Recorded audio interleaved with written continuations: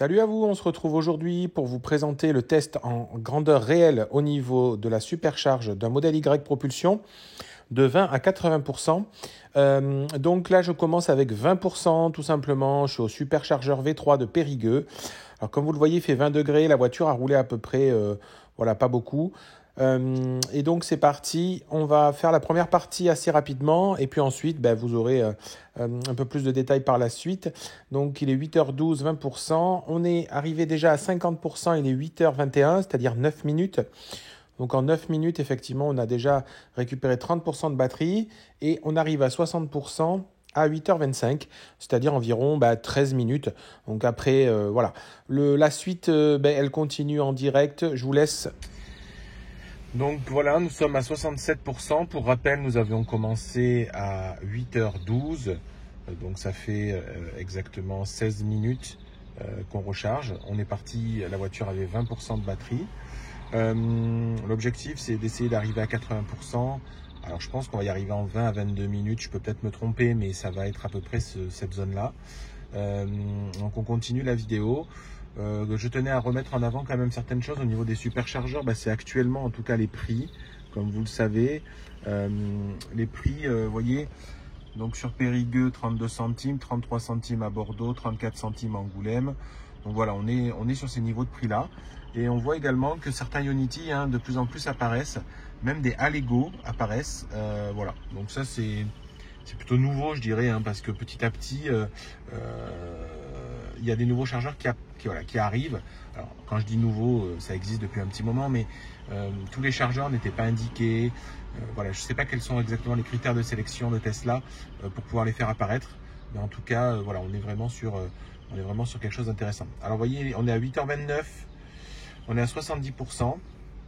Donc, effectivement, ça fait 17 minutes pour arriver à 70%. Je pense que là, compte tenu que la batterie était peut-être pas la plus chaude possible comme je vous l'avais vu au départ, on risque de tendre vers quelque chose d'un peu plus long. Alors si je mets effectivement la jauge à 80%, où il y a une estimation, ils disent qu'il resterait 5 minutes. Donc on va dire 17 minutes plus 5 minutes, ça ferait 22 minutes. Bon, à voir si l'estimation est réelle et concrète. On n'est plus qu'à 70 kW de puissance, on est à 70%. Alors c'est très correct, franchement, il n'y a pas de souci. Mais je constate finalement exactement la même courbe de charge que sur ma Model 3 propulsion, qui effectivement a la même batterie, la même taille de batterie, la même technologie de batterie. Et finalement, oui, ce sont bien deux voitures quasi identiques, en tout cas sur ce niveau-là de comparaison sur la partie temps de recharge et puissance de recharge.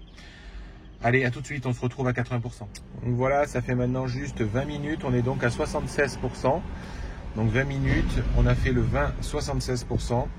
Alors très souvent, suivant le type de trajet que vous faites, vous verrez que on vous fait rarement rester plus de 20 minutes sur les superchargeurs.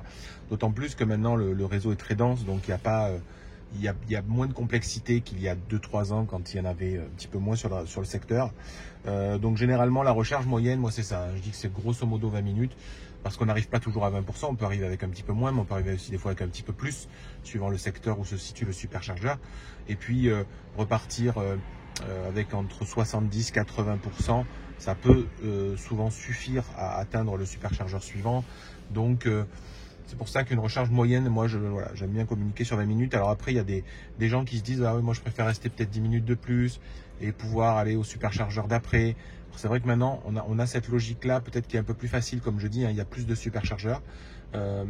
Maintenant, grosso modo, ça fait rouler 1h30, 1h45 avant alors je parle plutôt de trajet autoroutier, avant effectivement de devoir s'arrêter à nouveau entre deux superchargeurs. Donc on va attendre la limite jusqu'à 80%. Je pense qu'on va y être dans 2-3 minutes à mon avis. On n'est plus qu'à 58 kW, c'est normal, on approche les 80%. Donc on voit quand même que la puissance de recharge faiblit à ce moment-là. Là, ça fait donc maintenant 22 minutes que la recharge a commencé. Donc voilà, je pense que on va faire plutôt proche des 25 minutes à mon avis en tout cas sur cette session-là entre 20% et 80%. Bon, c'est plutôt acceptable. Moi, je suis content généralement les arrêts quand on part en vacances, en tout cas, dans ce scénario-là, on a des enfants, donc ça peut permettre aussi de prendre le temps de bien se dégourdir les jambes. Ou alors après, quand c'est professionnellement parlant, on peut checker un peu ses mails, ou on peut également profiter d'un moment, par exemple, là, vous voyez, l'hôtel Kyriade où je suis, ne restez pas dans votre voiture, faites une petite pause, il est juste en face, vous voyez, il est très sympa ici, hein, l'hôtel. Si vous arrêtez au superchargeur de Périgueux, n'hésitez pas à prendre le temps d'y aller, soit pour faire une petite pause pipi, ou alors tout simplement prendre un café, ou boire une boisson fraîche l'été, c'est top. On est à 80%, il est 8h35, donc ça fait effectivement, donc on a commencé à 12, donc 12, ça fait 23 minutes, donc 23 minutes pour arriver à 80%. Allez, sur ce, je vous laisse, je vous dis à très bientôt, lâchez-vous en commentaire, et puis pour ceux qui ont des Tesla berlinois, n'hésitez pas à venir nous faire des tests équivalents, j'adorerais les voir. Donc pour terminer l'analyse rapide, comme vous le savez peut-être, j'utilise l'application TesLab, qui est effectivement une application qui permet de suivre toutes les données de son véhicule. Donc là, voilà ce que peut me donner cette application. Elle dit tout simplement que ça a duré 22 minutes. Alors vous voyez, tout à l'heure on disait 23. Bon, après, 22, 23 minutes, c'est pour moi la même chose, surtout que si on fait la comparaison entre 8h12 et 8h35, ça fait 23 minutes. Mais en tout cas, on est sur 22 minutes pour récupérer 36,3 kWh, environ 257 km d'autonomie. Et donc, effectivement, eux, ils considèrent même qu'on était à 19% quand ça a commencé, on s'est arrêté à 81%. Et voilà la courbe tout simplement de charge qu'on a vue tout au long de l'analyse. Et puis si vous m'avez suivi sur les réseaux sociaux, en tout cas si vous regardez la vidéo aujourd'hui, allez voir, j'ai fait quelques reels sur Instagram qui montrent aussi le pic de charge que j'ai réussi à prendre, un pic à 178 kW, donc c'est assez rare. Vu que le véhicule est considéré faire 170 kW maxi, allez-y voir sur Insta, je dirais la vidéo est présente. Si ça vous a plu, allez-y, en commentaire, partagez. Je reste dispo pour toutes vos questions. Je vous dis à très bientôt. Bye bye.